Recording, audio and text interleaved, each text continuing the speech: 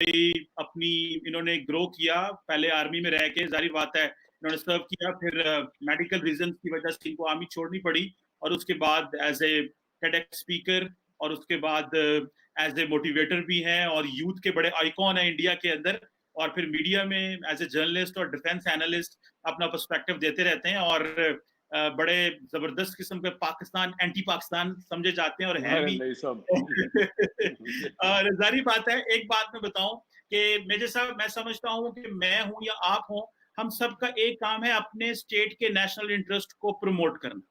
ठीक है जी, ये दिस इज वेरी नेसेसरी। कोई भी हो, आप मीडिया में हैं, आप जर्नलिज्म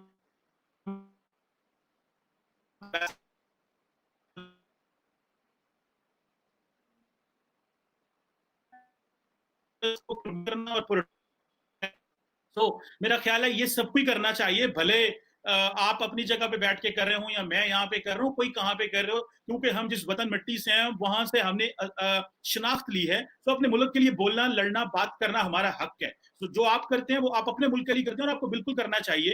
तो बात शुरू करते हैं कि जो अभी मैं थोड़ी देर पहले ही मैं मेरे साथ बात कर रहे थे, 1 मिनट पहले शुरू करने से, कि हमें अब जो साउथ एशिया में खासकर ये नॉन ट्रेडिशनल सिक्योरिटी थ्रेट ने पकड़ लिया है। एक तरफ कोविड है, साइक्लोन आ गए हैं, टिड्डी दिल आ गया है, फिर वाटर की शॉर्टेज है।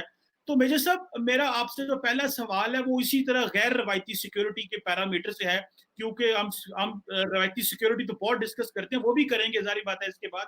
तो मैं क्या समझूं कि अगर उधर से चाइना ने, आपको पता है, कोई 100 अरब डॉलर, 200 अरब डॉलर के करीब डिफेंस बजट कर दिया, इंडिया ने भी बढ़ाया, हमने भी बढ़ाया, हर तरफ जो डिफेंस बजट बढ़ रहा है। लेकिन मेजर साहब, पता तो ये चल रहा है कि आपका जो, हमें उन सबको गैर रवायती सिक्योरिटी पे पैसा लगाना चला था, और जब वो खतरा आया तो हमारे पास तैयारी कोई नहीं है। तो आप क्या समझते हैं, ममालिक को, देशों को अब इस पे इन्वेस्टमेंट करनी चाहिए, या जब ये खत्म होगा तो फिर वापस जो है वो आ जाएंगे लड़ाई के चक्कर में? जी। नहीं चीमा साहब, इंडिया हो, पाकिस्तान हो, कोई भी मुल्क हो ना, हम लोग जब जब तक मार नहीं पड़ती हम लोग सीखते नहीं। बिना बिना मार खाए ना हम लोग नहीं सीखते। इशू ये है कि आप कहते हैं जो नॉन ट्रेडिशनल सिक्योरिटी थ्रेट्स हैं, इस बारे में किसी ने सोचा नहीं। तो ऐसी बात नहीं है कि नॉन ट्रेडिशनल सिक्योरिटी थ्रेट्स पहली बार आ रही हैं। एक there is a general lack of vision in the world. आप पूरा अगर देखें ना, अब छोटा सा एग्जांपल देता हूं, ठीक है ना। जो 9/11 के टेररिस्ट अटैक्स हुए थे, 9/11 के, वो करे थे सऊदी के नेशनल थे, उसमें 19 में से 15 सऊदी थे, ठीक है। जॉर्ज बुश ने अटैक कर दिया इराक को। अब आप ये सोचें, वो अमेरिका का प्रेसिडेंट है, थोड़ा बहुत में एक आध गली दाएं बाएं तो हम लोग भी चले जाते हैं, but how can you attack a wrong country जिसका कोई लेना एक ना लेना दो, उसको पता ही नहीं, उस भाई ने अटैक कर दिया। तो ऐसे कुछ कुछ तो देखिए, उनको ये है कि हमारी सोची समझी दिमाग में रहती है कि हमने करना क्या है। फिर आदमी वैसे ही करता है, जैसे बैट्समैन होता है चीमा साहब क्रिकेट में, वो कुछ कुछ बैट्समैन होते हैं, वो बॉल को मेरिट पे जज नहीं करते, वो कहते हैं भाई मुझे बल्ला घुमाना चाहे जो हो जाए। सो ये जो अप्रोच है ना, दिस नीड्स टू चेंज। आप छोटी सी बात देखिए, आपका कितना भी बड़ा बजट हो, यूएस का बजट $700 बिलियन से ज्यादा है, राइट। एक वायरस आया, खत्म हो गया मामला ना, क्योंकि आपने जिस पे फोकस करना था आपने और ये सारे मुल्कों के साथ यही प्रॉब्लम हुई है। तो I think you very right, I agree with you. जितने भी मुल्क हैं उनका यही रहा है कि सब आपने सोच लिया कि ये दुश्मन है, ये दुश्मन है, वो ठीक है, वो दुश्मन है, लेकिन आपके 10 और दुश्मन है, आपको उनके बारे में भी सोचना है। और मुझे लगता है जैसे हम लोग नॉन कॉन्टैक्ट वॉरफेयर, आपने नॉन ट्रेडिशनल वॉरफेयर की बात करी या नॉन ट्रेडिशनल कॉन्फ्लिक्ट की बात करी, अब दुनिया जागी रही थी एसिमेट्रिक वॉरफेयर को सोच के। दुनिया जाग रही थी 5th जनरेशन के बारे में, थोड़ी सी घंटियां हिली थी। अभी ये दूसरा ये आ गए, ये आफत। अब हमारे यहाँ वो बॉम्बे में टाइफून आ रखा है, तूफान आ रखा है, बड़ा भयानक सा। तो I hope and pray to God ji सब ठीक ठाक हो। तो यही है चीमा साहब, you very right, I agree with you, I agree with you.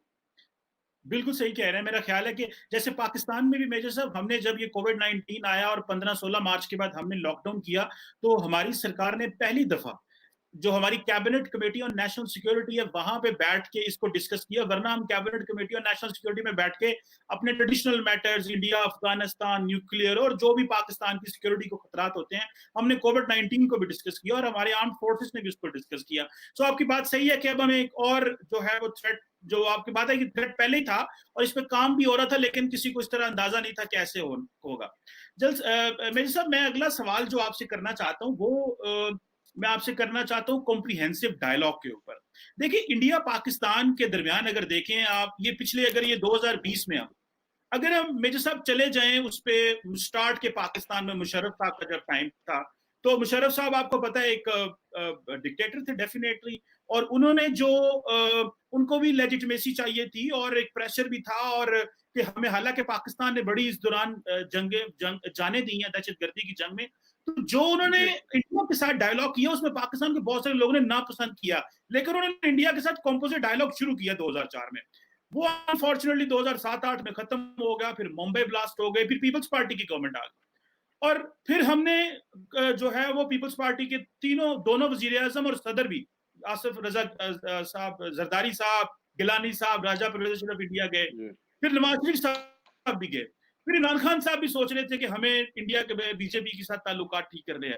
सो 20 साल में पाकिस्तान की ये कोशिश रही कि ये जो कंपोजिट डायलॉग है, जिसको बीजेपी ने कॉम्प्रिहेंसिव डायलॉग में कन्वर्ट कर दिया था जब सुषमा स्वराज जी पाकिस्तान आई थी, जब वो फॉरेन मिनिस्टर थी, अल्लाह ताला उनको जो वो वफात पा गई है। सो आप क्या समझते हैं जहां पे हम आज बैठे हुए हैं, कंपोजिट डायलॉग भी खत्म, कॉम्प्रिहेंसिव डायलॉग भी खत्म।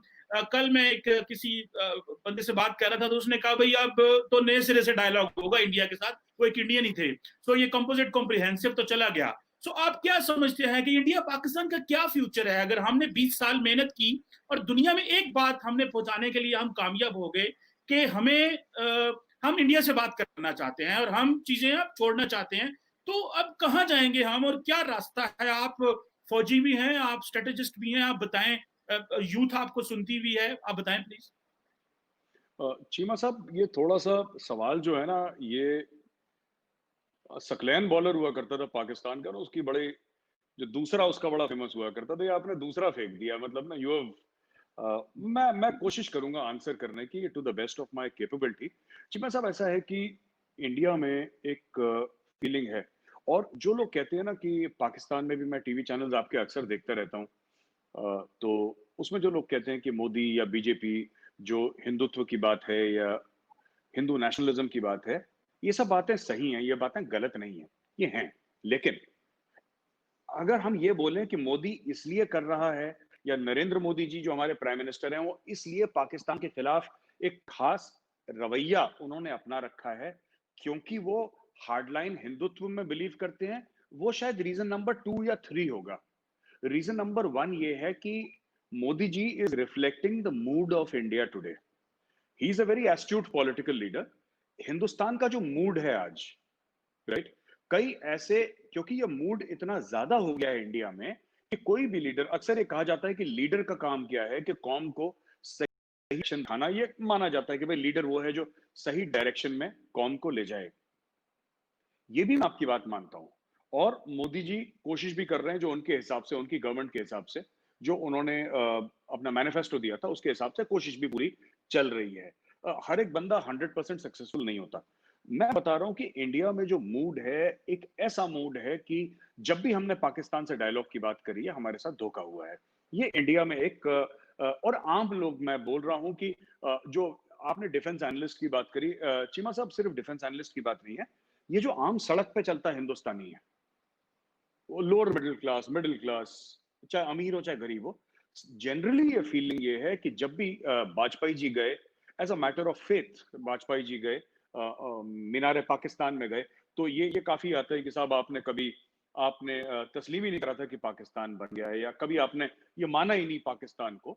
तो वाजपेयी जी गए, और इससे बड़ा क्या हो सकता है कि वाजपेयी जी मीनार पाकिस्तान भी गए वहां पे, और क्योंकि Minar Pakistan is a symbol of Pakistan, Vajpayee ji वहां पे गए, और उसके अलावा भी काफी कुछ चीजें हुई। लेकिन फिर उसके बाद कारगिल हुआ, और बाद में जब ये पता लगा, तो बीजेपी के अंदर, खासतौर से बिकॉज वो बीजेपी के ही थे, बीजेपी के अंदर चीमा साहब एक बड़ा एक फीलिंग आई जिसको कहते हैं ऑफ बिट्रेयल, कि हमारे साथ धोखा हुआ है। क्योंकि जिस समय वाजपेयी जी मीनार पाकिस्तान में खड़े हुए थे, बाद में इंटेलिजेंस रिपोर्ट्स ने यह बताया, दुनिया के सामने जाहिर हुआ कि उस समय वो जो लोग थे, जो नदन लाइट इन्फेंट्री के थे, जो आपके मेजर जनरल साहब भी आए हैं, उनका यूट्यूब वीडियो भी मेरे पास पड़ा हुआ है, मैं नाम भूल रहा हूं उनका, और in the line of fire Musharraf की किताब है, और मुशर्रफ साहब ने अपनी किताब में बोला है कि मैं खुद इंडिया गया। तो पहले तो ये लोग कह रहे थे कि पाकिस्तानी ट्रूप्स है ही नहीं इंडिया में, मुशर्रफ साहब ने खुद बोला मैं हेलीकॉप्टर से इंडिया के अंदर गया था जब कारगिल की लड़ाई, नहीं, मैंने एक रात बिताई है, कुछ ऐसा उन्होंने बोला था अपने इंटरव्यू में। तो इससे क्या हुआ कि और जब उड़ी हुआ, उसके पहले भी मोदी साहब गए थे वहाँ पे और अपने सेरेमनी के लिए, तो ऐसे 2, 4, 5 जब केस हो गए ना, तो इंडिया का जो मूड है अभी, तो मुझे नहीं लगता चीमा साहब कि डायलॉग ये होगा पाकिस्तान में इन द नियर फ्यूचर। ना कोई स्पोर्टिंग एंगेजमेंट होगी, ना कोई कल्चरल एंगेजमेंट होगी। और कहीं ना कहीं मैं आपको बताता हूँ इंडिया का जो मूड है, अब जो पूछते हैं सड़क में, अगर कोई भी आप सड़क पे चलते आदमी को पूछें कि साहब ये क्यों नहीं हो रहा है, डायलॉग पाकिस्तान के साथ क्यों नहीं हो रहा है, तो सबसे पहले आपको यही बोलेगा चीमा साहब कि देखिए साहब, कारगिल कर दिया उन्होंने। 527 हमारे जवान वीरगति को प्राप्त हो गए, जिसको आप कहते हैं शहीद हो गए, हम लोग कहते हैं वीरगति को प्राप्त हो गए। 527 हमारे वीरगति को प्राप्त हो गए। उनकी क्या गलती, हम तो बैठे बैठे पाकिस्तानी फौज अंदर आ गई, फिर हमने जो एक्शन लिया वगैरह वगैरह। और फिर बात करते हैं लोग उड़ी की, लोग बात करते हैं पुलवामा की, ये सब। तो बात ये है ना कि ये 26/11 की बात है। 1993 सुप्रीम कोर्ट की फाइंडिंग्स आई थी 2013 में, I think March 2013, if I am not mistaken, अगर मैं गलत नहीं बोल रहा हूँ। तो इंडियन सुप्रीम कोर्ट की फाइंडिंग्स आई थी कि 3000 किलो आरडीएक्स 1993 बॉम्बिंग्स में इस्तेमाल करा गया था। और दाऊद इब्राहिम था उसका, दाऊद इब्राहिम जो उसका मास्टरमाइंड था, और उसके वो टाइगर मेमन वगैरह जो भी उसके गैंग वाले थे। तो ये सब इसके बैकग्राउंड में एक नेशनल मूड इस समय है। एंड कमर चीमा, जिसको इंग्लिश में कहते हैं ना, मैं आपको ये बताना चाहता हूँ कि जिसको कहते हैं ना, जब मूड बहुत ज्यादा खराब हो जाता है, इट बिकम्स एन अगली मूड। होता है ना, हम लोग कहते हैं कि इंग्लिश में कहते हैं it's that that national mood has become very this thing. Modi ji कुछ करें, देखिए ही इज, ये मूड ऐसा है कि ये किसी एक प्रधानमंत्री के बस का नहीं है संभालना। It's this this mood, this emotion, ये जो इमोशन इंडिया में है इस वक्त, ये इसकी it has a life of its own Cheema साहब। एंड पाकिस्तान को सबसे पहले इस, ये बात मैं ये नहीं कह रहा कि पाकिस्तान कुछ करे ना करे, वो तो खैर आपकी जो रियासत है वही उसके ऊपर कोई एक्शन, मतलब उसकी सोचेगी, विचारेगी, एक्शन लेगी। पर मैं कह रहा हूँ कि ये बात समझनी जरूरी है कि the mood at the ground level is very very serious. जो आम आदमी है, रेडी वाला मैं बता रहा हूँ, जो फल वाला है, जो जो जिसकी छोटी दुकानें हैं, जो डेली वेज का लेबरर है, जिसको जितनी समझ है अपने हिसाब से, आप और मैं, हमारा तो काम ही है डेली का, तो हम यही काम करते हैं। लेकिन उन लोगों की जो समझ है उसके हिसाब से it's a very dark mood in India right now when it comes to Pakistan. तो मुझे नहीं लगता कि dialogue, people will not accept a dialogue in India. आप अगर, मुझे नहीं पता मोदी जी के मन में क्या है, I don't know, I don't claim to know, but people of India will not accept a dialogue. अगर होगा तो they will not accept it simply. So basically जो पाकिस्तान समझता है वो ये है कि इंडिया का जो मिनिमम स्ट्रेटेजिक ऑब्जेक्टिव है ना, मिनिमम स्ट्रेटेजिक ऑब्जेक्टिव इंडिया का वो है कि बिहेवियरल चेंज इन पाकिस्तान। और वो जो आप इस रेफरेंस से बात कर रहे हैं शायद के जी पाकिस्तान को जी कश्मीर के हवाले से, ऑक्यूपेशन के हवाले से, सो आप क्या समझते हैं कि अगर फॉर एग्जांपल इंडिया ये जो पाकिस्तान का मूड तब्दील करना चाहता है कश्मीर के हवाले से, या जी के अब कश्मीर की बात ना की जाए, किसी और चीज की बात की जाए, तो उधर से आप ये देख रहे हैं कि इंडिया की जो आपने कहा कि मोदी साहब बड़े एस्ट्यूट पॉलिटिशियन, बड़े जबरदस्त पॉलिटिशियन है, सारी बात उन्होंने इंडिया की नब्ज पे हाथ रखा हुआ और आम लोकल ले मैन का, स्ट्रीट मैन को वो समझते हैं कि वो क्या चाहता है। सो व्हाट इफ कि अगर इंडिया अपना मिनिमम स्ट्रेटेजिक ऑब्जेक्टिव भी अचीव नहीं कर पाता, जो पाकिस्तान का मूड बदलना चाहता है वो भी नहीं हो पाता, और इंडिया के लोग भी जो हैं वो इसी तरह गुस्से में हैं, तो what is the way forward major साहब? फ्यूचर क्या है फिर? मतलब हम, अगर आपने भी उस तरह रहना है, हालांकि मोदी साहब ने तो जो फोर्स ही किया किया, उससे पहले कांग्रेस तो और तरीके से फोर्स ही कर रही थी, वो तो एक और तरीके से काम कर रही थी। सो वे फॉरवर्ड क्या होगा इसका? देखिए कांग्रेस अलग तरीके से देख रही थी चीमा साहब, इसलिए कांग्रेस हार गई 2 बार। अ, देखिए मैं आपको बताता हूँ इंडिया में जो पॉलिटिक्स है ना, इंडियंस आर पॉलिटिकली सैवी। लोग कहते हैं ना, आप गरीब का फायदा उठा लें हिंदुस्तान में कुछ दे के, ये वो सब भी ठीक है।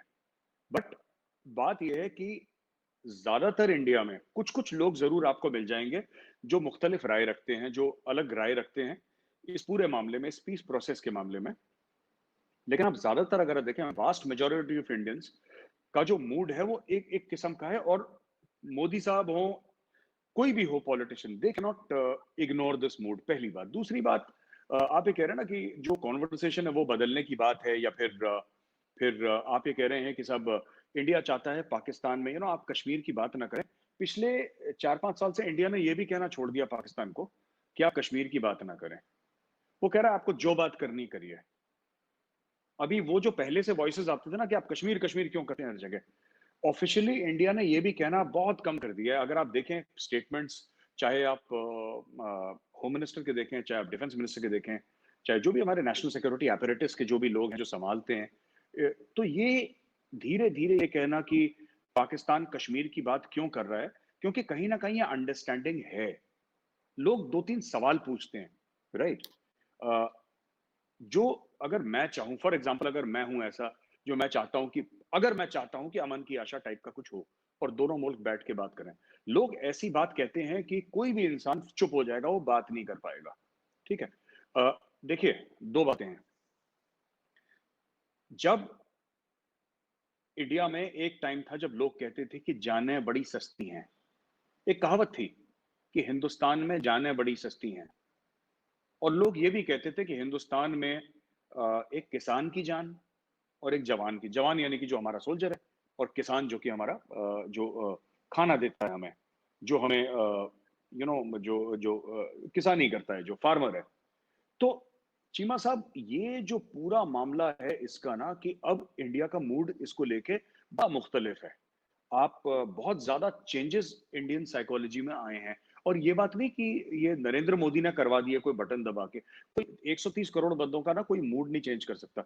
मुझे नहीं लगता इसका कोई वे फॉरवर्ड इमीडिएटली है। अगर पाकिस्तान से, ठीक है, पाकिस्तान से अब देखिए, ऐसा है ना कि अब पाकिस्तान कश्मीर करता है, राइट? इंडिया ने बोलना बंद कर दिया कि आप कश्मीर करते हैं। मैं उसी तरीके से मैं आपको बता दूं, जैसे इमरान खान है, इमरान खान साहब का अगर आप ट्विटर हैंडल देखेंगे तो रोज उन्होंने मैं देखता हूं, उनका देखता रहता हूं कि कौन सी उन्होंने नई मिसाइल मारी है हमारी तरफ, तो ट्वीट वो करते रहते हैं। और आप ये देखेंगे कि एक एक पॉलिसी के तहत, क्योंकि social media team Modi ji की बहुत तगड़ी है, तो एक पॉलिसी के तहत उन्होंने ये डिसाइड करा है कि इमरान खान साहब ने जो बोलना है, whatever he says about Kashmir और anything else about India, we simply have to ignore, क्योंकि हमें जरूरत नहीं है कि हम जवाब दें। जैसे आपको एक और छोटा सा एग्जांपल दे दूं, then we can move to the next question Cheema साहब। एक जमाने में बड़ा हिंदुस्तान को लगता था कि जब गोरा हमें बोलेगा कि तुम ठीक काम कर रहे हो, तब हम अपनी पीठ थपथपाएंगे और हम बोलेंगे हाँ साहब हम अच्छे लोग हैं, किसी गोरे ने बोल दिया। वॉशिंगटन पोस्ट ने एक आर्टिकल लिख दिया, शिकागो ट्रिब्यून ने एक आर्टिकल लिख दिया, न्यूयॉर्क टाइम्स ने आर्टिकल लिख दिया कि भाई India is a good country, it's a secular country, बड़ी अच्छा मुल्क है और बड़े प्यारे लोग हैं। सो एक अंग्रेज आ गया तो अंग्रेज ने बोल दिया, जिसकी नीले आंखें होंगी, ब्लॉन्ड बाल होंगे उसके अंग्रेज के, और फिर वो हमारी तारीफें करेगा। अब इंडिया कहता है कि देखिए, हमें कोई जरूरत नहीं है, आप हमारी तारीफ करो तो ठीक है, ना करो तो ठीक है, हमें कोई फर्क नहीं पड़ता। India has reach that level. मुझे लगता है सेल्फ कॉन्फिडेंस भी बहुत बड़ा है। मैं ये नहीं कह रहा कि मोदी जी ने कोई चमत्कार कर दिया इकोनॉमी में, या ऐसा कोई जादू की छड़ी हिलाई और इंडिया ने बिल्कुल कोई तीर मार दिया बहुत लंबा। मैं ये नहीं कह रहा। ठीक है, प्रोग्रेस हो रही है हमारी, नो डाउट अबाउट दैट। पर ये जो हमारी 70 साल की प्रोग्रेस है ना, इसमें चीमा साहब, इसमें कांग्रेस का भी हाथ है, इसमें बीजेपी की भी हाथ, इसमें सारी पॉलिटिकल पार्टीज का हाथ है, सारे इंडियंस का हाथ है। लेकिन एक बात है, the kind of confidence Narendra Modi has given the people of India, जो एक level of confidence Narendra Modi ji ने एक आम हिंदुस्तानी को दिया है कि तुम कुछ भी कर सकते हो, तुम चैंपियन हो, तुम जीत जाओगे। जो जैसे टीम में एक अच्छा कोच करता है ना, अब जैसे सचिन तेंदुलकर है, कोच उसको क्या सिखा लेगा बैटिंग के बारे में? थोड़ा यही कि उसका रिफ्लेक्शन बन के बोल देगा यार बैट थोड़ा ऐसे रखो, वो सचिन को भी पता है। ठीक है, लेकिन इसमें कोच मोदी साहब है, सचिन तेंदुलकर इंडिया की पॉपुलेशन है। मैं इस एक तरीके का एग्जांपल दे रहा हूं, बट सचिन को पता है, he knows what to do. तो उसी तरीके से ना आपने थोड़ा बहुत बता दिया, लेकिन ओवरऑल जो पर्सपेक्टिव है यही है चीमा साहब। ये आपकी बात वैसे मैं इसे एग्री करता हूं कि नरेंद्र मोदी साहब ने जो इंडियन डियास्पोरा को ग्लोबली इंगेज किया है, और जो उसको पावर को जो सॉफ्ट पावर है इंडिया की, बाहर बैठी है, अमेरिका में, यूरोप में बैठी थी, उस तरह जिसको मोबिलाइज किया और ओन किया है, दैट इज समथिंग जिसको अप्रिशिएट करना चाहिए। और एक बड़ा जारी बात आपकी बात है, कॉन्फिडेंस आया इंडिया के अंदर, क्योंकि इंडिया अपने आप को एक ग्लोबल फाइनेंशियल डेस्टिनेशन है भी, समझता भी है, दुनिया आपकी तरफ आ भी रही है, तो वो एक जिसे कहते हैं ना कि एक वो जी, मूड उन्होंने वाकई बनाया, इसमें कोई शक नहीं है। जो जी। जी जी बोले आप। जी, आई एम चीमा साहब, माफ़ी चाहता हूँ, मैं बीच में बोल रहा हूँ। बस एक एक चीज़ आपको बतानी थी। आपने बोला ना कि सिर्फ़ जी, इसमें फाइनेंशियल मामला नहीं है, फाइनेंशियल मामला नीचे है। मैं आपको बताता हूँ कि hmm, India's understanding of itself as an ancient civilisation वो बदली है। मैं आपको बताता हूँ। जैसे कि हम लोग अभी जैसे नेपाल के बारे में लोग कह रहे हैं कि अब नेपाल के साथ, जब नेपाल में किसी लोगों ने कुछ कमेंट्स पास करे ना, अभी जो हो रहा था हाल ही में, अभी भी चल ही रहा है कि मैप्स के बारे में, वो लिपू लेक के बारे में, और ये सब आपने सुना भी होगा। तो उसमें चीमा साहब ये है कि जब लोगों ने बात करी कि साहब इंडिया का नेपाल में क्या इन्वेस्टमेंट है, तो फर्स्ट थिंग जो मेरे दिमाग में ये बात नहीं आई कि हमने इन्वेस्टमेंट करी है और नेपाल वाले यहाँ पे आके नौकरी करते हैं और कोई वीजा की जरूरत नहीं है, हम दोनों ऐसे ही घुस जाते हैं एक दूसरे के मुल्क में, जैसे कि ऐसा लगता है कि इंडिया नेपाल का पार्ट है और नेपाल इंडिया का पार्ट है, या फिर उनके आर्मी चीफ हमारे ऑनररी आर्मी चीफ है और हमारे आर्मी चीफ उनके ऑनररी आर्मी चीफ है। वो दिमाग में बात नहीं आई मेरी पहली चीज दिमाग में बात आई कि जो हमारे भगवान है प्रभु श्री राम, उनकी जो वाइफ थी सीता माँ, शी वॉज फ्रॉम नेपाल। जो पशुपति नाथ का मंदिर है वो नेपाल में है। मैं खुद शिव भक्त हूँ बहुत बड़ा, और मैं जा चुका हूँ वहाँ पे और वहाँ पे पूजा कर चुका हूँ, आरती कर चुका हूँ। तो मेरा ये कहने का मतलब है कि अगर कोई ये बोले कि हमारी नेपाल के साथ जो रिलेशनशिप है चीमा साहब, वो सिर्फ इसलिए है कि हमें इन्वेस्टमेंट, ये बहुत छोटी बातें हैं, पैसे की बातें हैं। क्या कर दिया, 1 बिलियन, 5 बिलियन, 10 बिलियन, क्या फर्क पड़ रहा है, ये पैसा है ना, ये आया गया है। लेकिन हमारी जो रिलीजियस और कल्चरल रूट्स हैं, उसी तरीके से जो मोदी जी ने जो कॉन्फिडेंस दिया ना एक आम आदमी को, मैं एक थोड़े से तरीके से बताना चाहता हूँ, सख्त तरीके से, लोगों को चाहे अच्छा शायद ना लगे, मोदी जी ने एक आम जो गरीब हिंदुस्तानी है ना उसको, और हमारा ये माइग्रेंट लेबर क्राइसिस जो हुआ था अभी, ये भी सच्ची बात है, क्योंकि इंडिया, मैं बता रहा हूँ 10 ट्रम्प आ जाए इंडिया नहीं संभाल पाएंगे, इतना बड़ा मुल्क है कि मुझे तो लगता है कि इंसोम्निया कैसे नहीं हो गया मोदी जी को, सो सा पाते हैं रात को कि नहीं सो पाते, because it's a very this thing. तो प्रॉब्लम भी चलती है, सोल्यूशन भी साथ चलते हैं, अच्छा भी हो रहा है, बुरा भी हो रहा है, सब एक साथ हो रहा है। लेकिन कहीं ना कहीं जो गरीब आदमी है ना, एक एक बिल्कुल जो जिसको कहते हैं कि जो पुअर आदमी है, जो बंदा है, उसको कहीं ना कहीं अपने मुल्क में प्राइड आई है, उसको कहीं ना कहीं और उसको फिगर्स नहीं पता कि मेरी इकोनॉमी इस रेट पे ग्रो कर रही है और सेकंड लार्जेस्ट ग्रोइंग इकोनॉमी है, या एक before Covid it was fastest growing economy. मतलब ये सब जो है, ये उसको नहीं पता शायद इतने डिटेल्स, पर उसको कहीं ना कहीं बहुत ज्यादा एक दिल में एक इस चीज का फक्र है, इस चीज का गर्व है, जिसको हिंदी में कहते हैं कि मैं हूं हिंदुस्तान का। इसमें हम्म, एनआरआई भी शामिल है, वो एक अलग बात है, इन्वेस्टमेंट अलग हम्म, बात है, पैसा आ रहा है वो अलग बात है। हमारा कल्चर बहुत पुराना है, अभी तो सिर्फ 5-6 हजार साल का पता लगा है, क्योंकि डिगिंग ही उतनी हुई है। अगर आप नीचे जाएंगे तो आपको पता लगेगा हमारा culture is the oldest culture in the world. Banaras को कहते हैं लोग कि oldest city in the world. So लोग कहते हैं कि oldest city in the world. So हमारे पास there was a vibrant India before, and there will be a vibrant India, it is till today vibrant. तो चीमा साहब, अगर मैं आपसे 1 मिनट और की इजाजत ले लूं और एक और चीज बताऊं कि जी जी इस चीज की भी बड़ी प्राइड है कि यहाँ पे अंग्रेज आए, ठीक है, यहाँ पे मुस्लिम रूलर्स आए, कुछ चले गए, कुछ बस गए, सब सब हुआ हिंदुस्तान में, और अच्छी भी चीज हुई, बुरी भी चीज हुई, राइट। लेकिन बात यह है कि मैं, यानी कि मेजर गौरव आर्या, मैं उसी भगवान की प्रार्थना करता हूं जो मेरे पूर्वज 5,000 साल 10,000 साल पहले करते थे।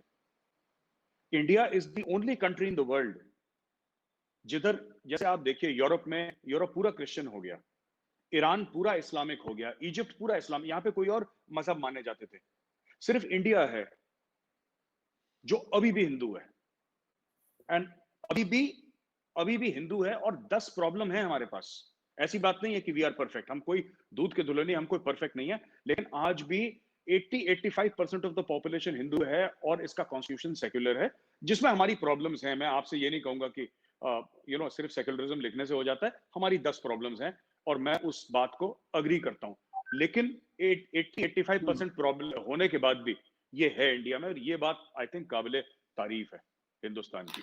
ठीक है, ठीक है। मेरे साहब, आपने बात की, सारी बात है, आप अपनी सॉफ्ट पावर, कल्चर और हिस्ट्री की बात सुना रहे हैं, देखिए मेरे साथ जी, ये जो इंडिया अपनी एक इंडियन नेशनलिज्म है और जो एक इसने क्या और फिर इंडियन नेशनलिज्म के अंदर स्पेशली बीजेपी ने 2014 के आने के बाद आप नहीं समझते जो एक रिविजनिस्ट और एक्सपेंशनिस्ट आइडियोलॉजी है और वो that is basically into the institutional apparatus now revisionist and expansionist ideology into the institutional apparatus के अंदर है जिसमें बीजेपी एंड आरएसएस दोनों ने अपनी गुजारी बातें इन्फ्लुएंस की है और उससे क्या हो रहा है कि इंडिया की जो माइनॉरिटी है वो भी खतरे में है और जो इंडिया के इर्द गिर्द माइनॉरिटी स्टेट्स हैं वो भी थ्रेट एंड फील करते हैं एक सॉफ्ट पावर आपकी जो एक्सपेंशनिस्ट रिविजनिस्ट आइडियोलॉजी से कंप्रोमाइज हुई है आप भले माने या ना माने लेकिन जो एक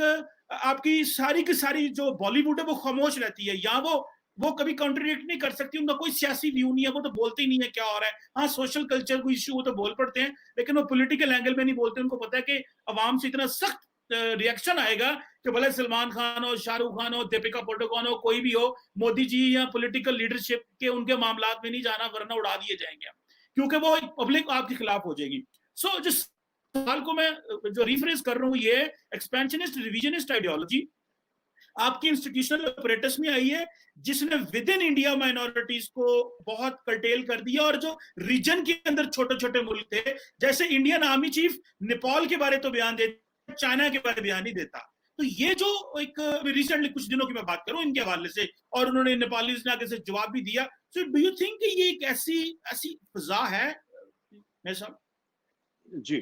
पहली बात तो 2 चीज़ें बता दूँ पहले इंडियन आर्मी चीफ ने नेपाल के बारे में इसलिए बयान दिया क्योंकि इंडियन आर्मी का चीफ नेपाल आर्मी का ऑनररी चीफ है। नेपाल आर्मी के चीफ ने क्या करा जब उनके प्राइम मिनिस्टर ने ये बोला है कि तुम बयान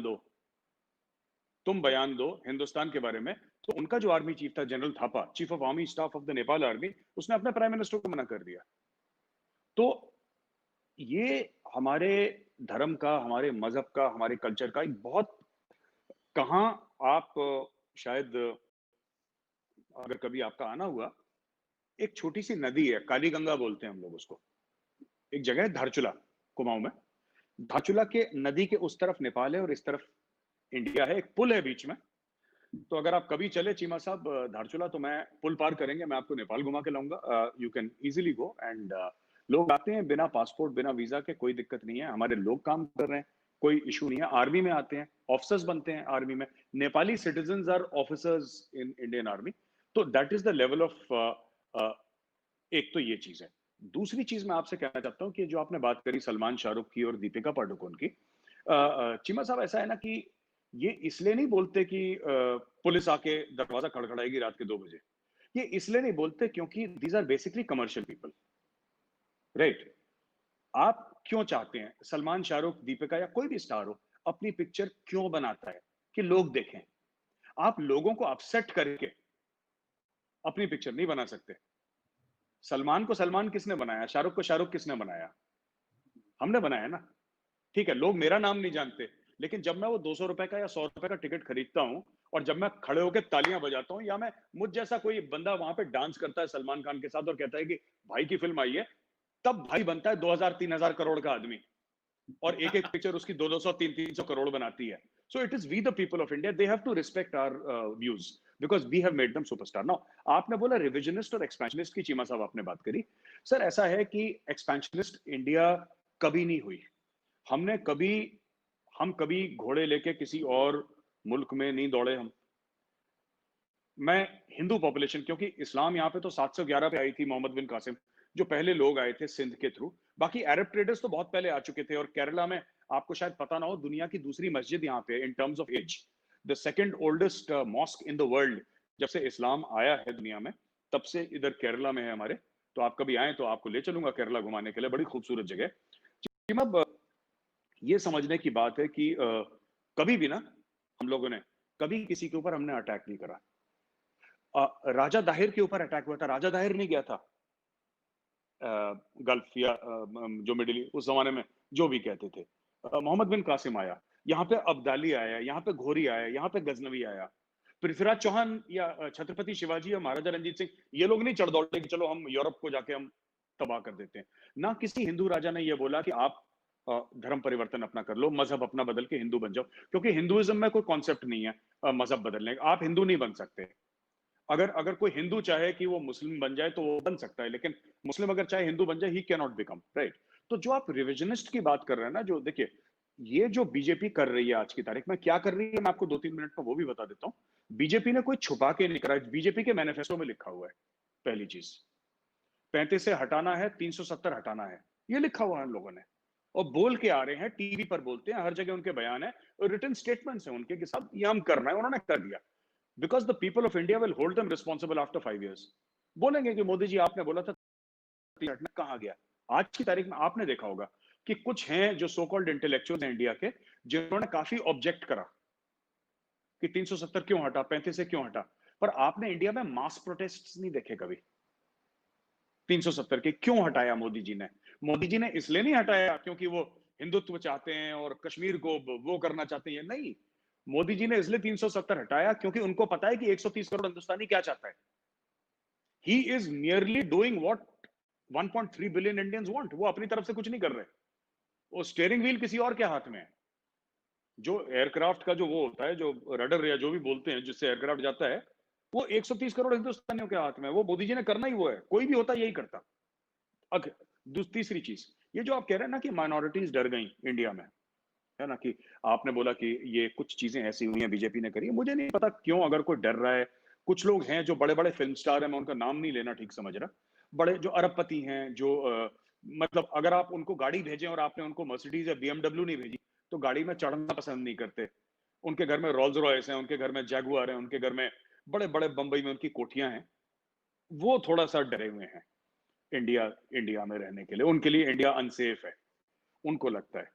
जिनकी पिक्चरें चाइना में जाके चीमा साहब, जिनकी पिक्चरें 300-400 करोड़ कमाती हैं चाइना में, वो थोड़ा सा अनसेफ फील करते हैं। जी, एक छोटा सा जी, सवाल, मैं आपकी बात काट रहा हूँ, छोटा सा सवाल इसी की जिम्नन है। आप कहते हैं कि इंडिया एक्सपेंशनिस्ट वो उसमें नहीं है, तो फिर जब हम ये अखंड भारत सुनते हैं, ये क्या चीज है फिर? देखिए मैं आपको बताता हूं। अखंड भारत यानी कि आपने घर वापसी सुना होगा। You must have heard of concept called घर वापसी। घर वापसी, अखंड भारत घर वापसी ही है एक किस्म से। किसकी? वो नहीं है, लेकिन मैं बताता हूं। देखिए, घर वापसी उन लोगों के लिए होती है जो एक जमाने में हिंदू थे और किसी कारणवश वो लोग मुस्लिम बन गए या वो क्रिश्चियन बन गए, तो उनको वापस इनवाइट करते हैं, वापस हिंदू बन जाओ। कुछ लोग बनते हैं, कुछ लोग नहीं बनते, राइट। एक उसी तरीके से सॉरी सॉरी, आपकी बात काट रहा हूँ। जी, पहले आपने कहा जी, कि हिंदू, कोई आप चाह के भी हिंदू नहीं हो सकता, ठीक है, आप हिंदू हाँ, नहीं हो हाँ, सकते मिसाल के तौर पे। अच्छा, बिल्कुल अगर बिल्कुल कोई नहीं हो मुस्लिम हो सकता। गया, कोई क्रिश्चियन हो गया मेजर साहब, अगर वो हिंदू हाँ, हो नहीं सकता, तो फिर घर वापसी किस चीज की है? मैं बताता हूं। घर वापसी उन्हीं लोगों के लिए है जो खुद का कहता है कि मेरा परिवार हिंदू था। घर वापसी घर वापसी उनके लिए नहीं है जो मुस्लिम हैं शुरू से, और वो घर वापसी नहीं। 1 2 3 जनरेशन पहले इंडिया में कई लोग हैं जो पहले हिंदू थे, कोई मुस्लिम बना, कोई क्रिश्चियन बना, राइट। क्योंकि हिंदुस्तान में कन्वर्जन जैसी, मतलब आपको जैसे कि तबलीग वाले हैं जो करते हैं, राइट, या क्रिश्चियंस में मिशनरीज हैं जो जा जाके कन्वर्ट करते हैं लोगों को। हिंदूज में ऐसा नहीं है कि जो घर जाके बोले कि तुम हिंदू बन जाओ, क्योंकि हमारे यहाँ कोई स्कोप नहीं है इसका कि आप हिंदू बन जाए। हिंदू आप तभी बन सकते हैं जब आपके माँ बाप हिंदू हो और आप हिंदू घर में पैदा हुए हो, और आपका कोई स्कोप नहीं। घर वापसी अलग चीज है कि जो हिंदू था वो बन गया, उसको वापस बुला रहे हैं। वापस आता हूं अखंड भारत पे, जो आपने, अखंड भारत भी वही है। हम किसी और की टेरिटरी नहीं ले रहे। हम अखंड भारत उसको कहते हैं जो एक जमाने में हिंदू था, और हम उसको दावत दे रहे हैं कि तुम वापस आओ इंडिया में, क्योंकि तुम हिंदुस्तान ही थे। It is the concept is the same, घर वापसी एंड अखंड भारत। ये बताने की कोशिश कर रहा हूँ जी, मतलब। ठीक हो गया। चले मेरे साहब, इससे बाहर निकलते हैं, सारा टाइम हम इंडिया पाकिस्तान पे बात करते हैं। अभी जी, कुछ लोगों ने सवाल भी किया है, जो कमेंट सेक्शन चल रहा था, आपके बड़े फैन है, आपको पता है इंडिया में अल्लाह ताला ने जी, आपको बड़ी इज्जत दी है, और मेरा ख्याल है कि इसमें आप और आपकी फैमिली और आपके जो सारे रिलेटिव्स हैं, उनको खुश होना चाहिए कि आपको वो जो है अल्लाह ने इज्जत दी है। और ये बड़े एजाज की बात होती है कि आप पहले एक प्रोफेशन में हो, फिर दूसरे प्रोफेशन में हो, और आप वहां पे भी अपना नाम कमा सके। ये भले हम पाकिस्तान में बैठे सारे आपको बुरा भला कहें, लेकिन आपको अपने मुल्क देश ने उसने इज्जत दी है, क्योंकि आप उनके लिए एक बहुत अच्छा पैगाम दे रहे हैं, उनके लिए समझने के बहुत अच्छा है। तो मेरे साहब ये बताएं कि ये जो अफगानिस्तान में एक नई डील हुई है और तालिबान की जो डायलॉग हुआ, दोहा में टॉक्स हुई, तो आप क्या समझते हैं इंडिया के लिए आने वाले अफगानिस्तान में क्या अपॉर्चुनिटीज है? देखिए, मुझे ऐसा लगता है चीमा साहब कि मेरा थोड़ा-सा आइडिया मुख्तलिफ है, ठीक है? अभी तक इंडिया ने अफ़गानिस्तान में बूट्स ऑन द ग्राउंड नहीं डाले। अमेरिका ने लाख कोशिश कर ली कि जी आप भेजें, भेजें, नहीं। हमने जब भी बूट्स ऑन द ग्राउंड डाले हैं किसी और मुल्क में, यूनाइटेड नेशंस के थ्रू डाले हैं। तो अगर यूनाइटेड नेशंस के थ्रू इन्विटेशन आता है कि अफ़गानिस्तान में यूएन ट्रूप्स रहेंगे और उसमें इंडिया भी रहेगा, तो फिर वो हमारी defence ministry, external affairs ministry, prime minister's office, chief of army staff, हमारे नेशनल सिक्योरिटी एडवाइजर या सीडीएस, ये सब लोग मिलकर सोचेंगे कि डालना है कि नहीं डालना अफगानिस्तान में। अभी तक जो भी हमारे ट्रूप्स अभी तक बाहर कहीं नहीं गए। अ, पाकिस्तान के फिर गए हैं, हमारे आज तक नहीं गए कहीं बाहर हमारे ट्रूप्स छोड़ के यूनाइटेड नेशंस। तो मुझे ऐसा लगता है कि जो पोस्ट यूएस अफगानिस्तान की शायद आप बात कर रहे हैं चीमा साहब, मुझे ऐसा लगता है कि एक बार देखिए 2 चीजें होती हैं। एक बदमाश बच्चा होता है ना चीमा साहब क्लास में, बदमाश बच्चा। तो बदमाश बच्चे को जब आप मॉनिटर बना देते हो ना क्लास का, तो उसमें थोड़ी-सी ज़िम्मेदारी आ जाती है। तो अभी तालिबान बदमाश बच्चा है। पर जब तालिबान जब मॉनिटर बनेगा ना, तब उसको एहसास होगा कि मुल्क जो है, तभी तो तालिबान के कुछ ऐसे स्टेटमेंट्स बीच में आए हैं और तालिबान के ऐसे स्टेटमेंट्स आए हैं चीमा साहब, जैसे कि हमें अपने नेबर्स के साथ अच्छे रिलेशन मेंटेन करने हैं।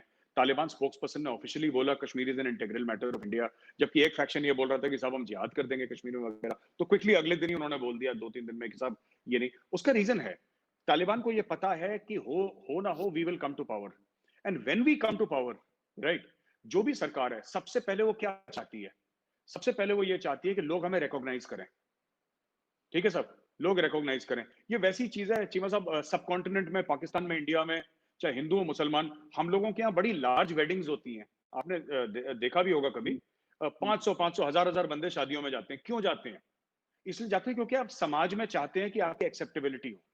एक सबकॉन्शियस चीज होती है कि आपके अगर घर में शादी हुई और मैं आपसे मिला और आपने मुझे नहीं बुलाया, तो मैं एक बार मजाक में टांग खींचने के लिए बड़ा बोला, अरे यार चीमा साहब आपके घर में शादी थी, आपने बुलाना ठीक नहीं समझा।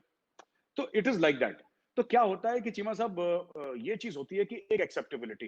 तालिबान अभी तो बदमाश बच्चा है, ठीक है? मैं एक एग्जांपल दे रहा हूं। जिस दिन वो क्लास का मॉनिटर बनेगा, जिस दिन वो काबुल में गद्दी पे बैठेंगे, that day they will realise कि जो दुनिया है वो टोरा बोरा के पहाड़ों के इर्द गिर्द नहीं है, वो जलालाबाद के माउंटेन्स के इर्द गिर्द नहीं है। उसमें डिप्लोमेसी भी चाहिए आपको, उसमें इकोनॉमी भी चाहिए, आपको सब कुछ चाहिए। उस दिन उसको इंडिया की जरूरत पड़ेगी, क्योंकि इंडिया ने यह बोला है कि साहब हमारा एक एक बंदा पिस्टल लेके नहीं घुसा तुम्हारे यहाँ, हमें तुमसे कोई लेना देना नहीं। आप काम बताओ क्या चाहिए आपको। अगर तालिबान कल ये कहता है कि नहीं साहब इंडिया ने आज तक सड़कें बनाई है, हमारी पार्लियामेंट बनाई है, लाइब्रेरी बनाई है, यूनिवर्सिटी बनाई है, हॉस्पिटल बनाए हैं, डैम बनाए हैं, और फिर भी इंडिया कुछ काम नहीं कर रही, तो फिर ठीक है, इंडिया कुछ काम नहीं कर रही, then we can't say anything.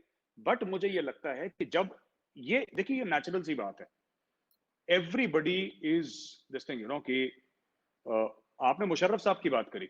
Musharraf साहब वो हैं जिन्होंने कारगिल करा था, लेकिन जब मुशर्रफ साहब प्रेसिडेंट बन गए, राइट, जब मुशर्रफ साहब प्रेसिडेंट बन गए, उन्होंने भी इंडिया के साथ पीस की बात करी। क्योंकि जब आप गद्दी पे बैठ जाते हैं ना, तो आपको फिर थोड़ा सा, वो कहते हैं ना लड़के की शादी हो गई अब जिम्मेदारी समझ लेगा थोड़ी सी, है ना? आपके यहाँ भी कहते होंगे, हमारे यहाँ भी कहते हैं, वो वही चीज है। इट्स सेम अच्छा, सेम मेरे कॉन्सेप्ट। इससे ज़िमनी एक सवाल है।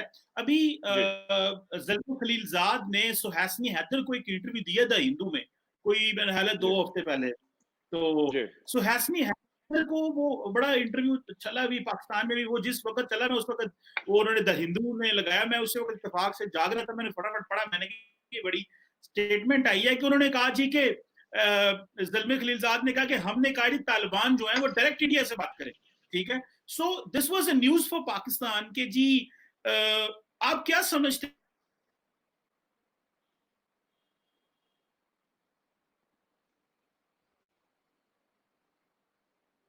चीमा साहब, I am sorry, I can not here you.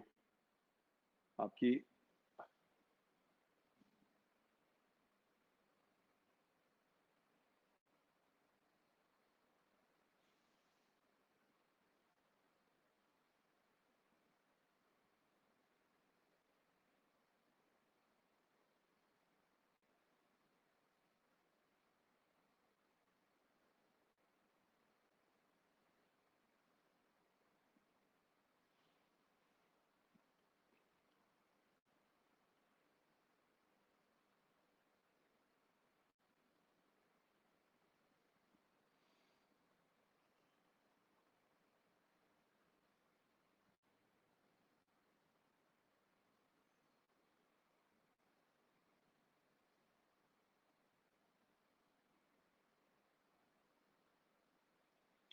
Cheema साहब, आई कांट हियर यू। आपकी आवाज क्लियर नहीं है।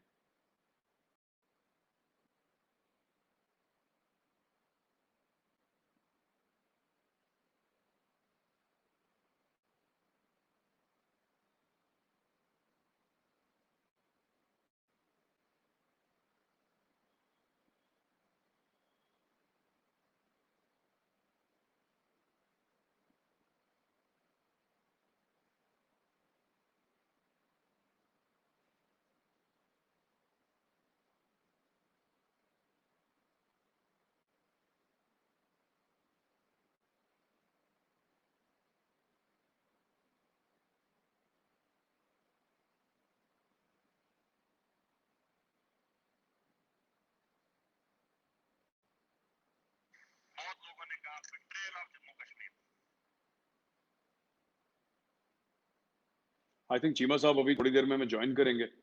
आप लोग बने रहिए। थोड़ा इंटरनेट का कुछ मसला हो गया, तो he is joining us in 1 minute. Please stay with us.